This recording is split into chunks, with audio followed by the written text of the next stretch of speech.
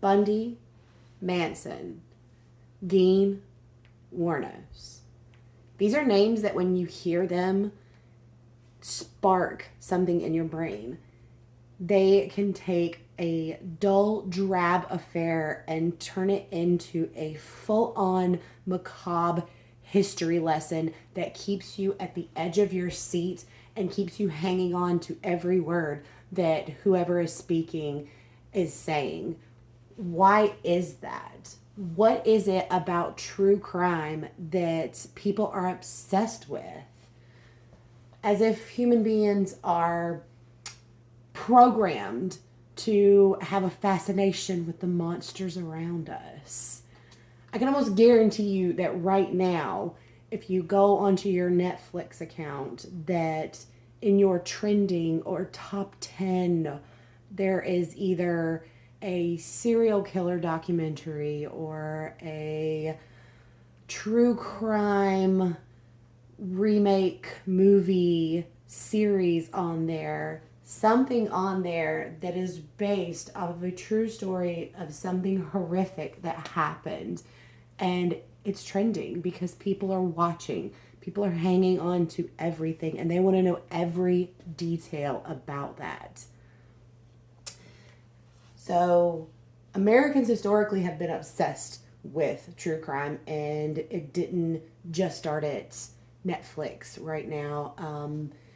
We want to know the details of every story of the men and women behind the madness. And I will admit, too, that I'm a true crime junkie. Right now on my Spotify, I have Crime Junkie, I have Morbid, I have Supernatural. They're all pinned, ready to go, and loaded because I enjoy listening to those types of podcasts. I have seen the Netflix series about Ted Bundy. I have seen Making a Murderer. I have watched them all. I am interested. I will admit it. My playlists are ready to go. Why is this though? Why do so many people like me feel the need to binge on real life horror stories? Today I want to talk a little bit about that obsession and why we have that. So the true crime genre did not just start with the popularity of podcasts and streaming networks. It actually dates back much further. It's not just books. It's not just streaming. It's not just films. It goes back to all the way to newspapers. If you think about it, when newspapers started, they had to list the crimes that happened in the day. That was public record. So it's public record that people are looking at these things and they want to know who did it, why they did it, what happened to them, what was their punishment, was it justified? That is just the society that we live in. So if you start thinking 2002, everybody watched Nancy Grace and held on to every word she said about anything that was related to Lacey Peterson and Scott Peterson. We all wanted to know what happened. Did Scott do it? Like, what was he hiding? Why wasn't he crying? It was public, it was televised, and we were all there for the ride. But you can still go back even further than that. 1997, O.J. Simpson. Everyone watched that Ford Bronco and that police chase. It was one of the most highly televised police chases. I think it was the first televised police chase in history. And we all wanted to know, did he do it? Did the glove fit? We were all hooked. 1996, the still unsolved murder case of the little 6-year-old JonBenet Ramsey. No one understood it. A beauty queen, a pageant queen, kidnapped, murdered in her own found in the basement of her own parents' house with a ransom note. Nothing made sense. Nothing still makes sense. We're still trying to put the pieces together now. There are still podcasts and specials out there still trying to figure out what happened to JonBenet Ramsey. 1980s, in the 80s, there was Jeffrey Dahmer. The interviews and the news coverage got record ratings for him. It was the first time that it was so highly televised that it had huge success when it came to ratings, and that is how the news started to realize that we should start televising these things because this is what people want to see. This is what America wants to watch. Even further back than that, 1974, Bugliosi and Gentry released Helter Skelter, the book about the Manson murders, which is still to this day one of the most influential crime stories in America. Everyone still to this day could tell you who Charles Manson was.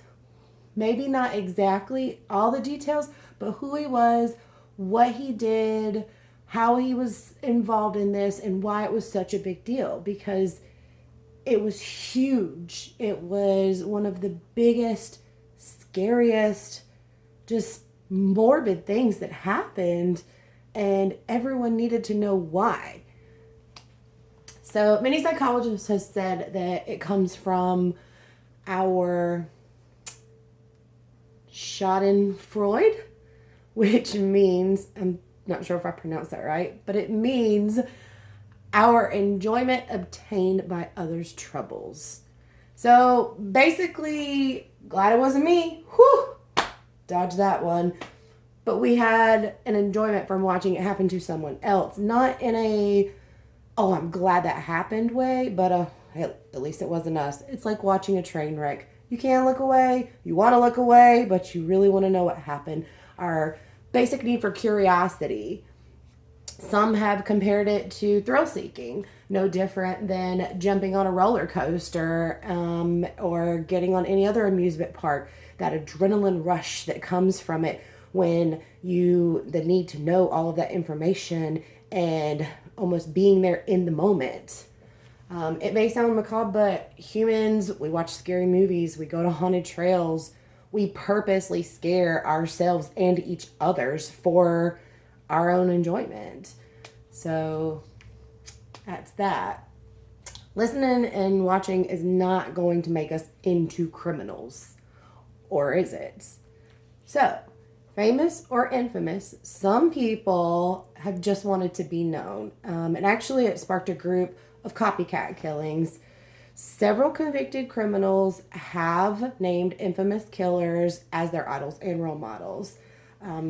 If you look back into the 2001 Columbine shootings, I believe it was 2001, Columbine shootings, there was copycat shootings sparked at schools after that because it got so much coverage. People were seeing this and started doing it as well. There's also been a fandom of women who seek out relationships with big names that are in prison.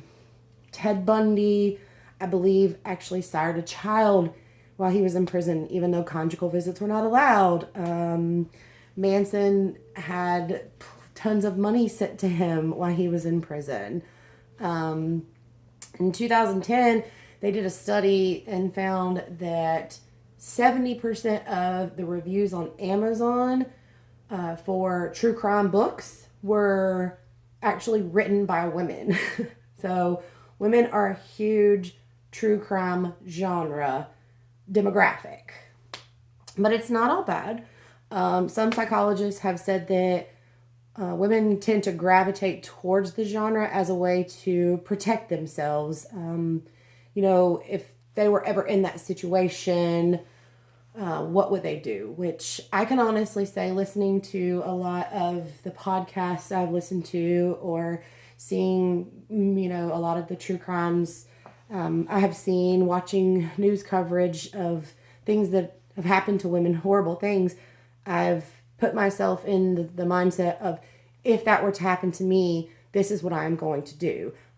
She did this right. She did this right. I wish she would have done this. Maybe if she would have done this, but I'm going to be prepared. So that is, some women do think like that. It's almost like a prepping just in case something were ever to happen to you. So, I don't think that watching and listening to true crime is going to go away anytime soon. I think that a lot of it is for just entertainment and enjoyment purposes. I don't think that people are going to become criminals because of it. I think there is a lot of psychology behind it, a lot more than what we have discussed. But I think that just is really based off of the individual as well. So the next time that you turn on a podcast or watch that killer documentary series that you have been waiting for, ask yourself why. Why do you like this so much? And I think you will be interested to understand your own personal reasons as to your obsession with true crime, if you have one. Thanks.